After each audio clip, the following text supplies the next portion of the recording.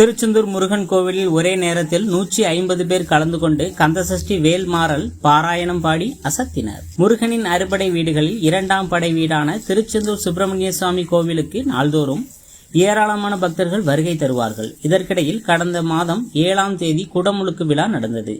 அதைத் தொடர்ந்து நேற்றைய தினம் மண்டல பூஜை நிறைவு விழா நடந்து முடிந்தது. இந்த நிலையில் சேலம் மாவட்டம் பகுதியைச் சேர்ந்த பக்தர்கள் சீனிவாசா ஆன்மீக சேவா என்ற அமைப்பு சார்பில் இன்று திருச்செந்தூர் முருகன் கோவிலில் கந்தசஷ்டி வேல்மாறல் திருப்புகழ் பாராயணம் பாடுவதற்காக வருகை தந்தனர். அவர்கள் கோவிலில் உள்ள வசந்த மண்டபத்தில் அமர்ந்தபடி ஒரே நேரத்தில் 150 பேர் கலந்து கொண்டு கந்தசஷ்டி வேல்மாறல் திருப்புகழ் பாராயணம் பாடினர். இந்த பாராயணத்தை கோவில் இணை ஆணையர் ஞானசேகரன் தொடங்கி வைத்தார். முதல் வருடமாக இந்த ஆண்டு திருச்செந்தூர் முருகன் கோவிலில் இந்த பாராயணத்தை நிகழ்த்தி உள்ளதாகவும் தொடர்ந்து வருடந்தோறும் இங்கு பாராயணம் நடத்த உள்ளதாகவும் அவர்கள் தெரிவித்தனர்.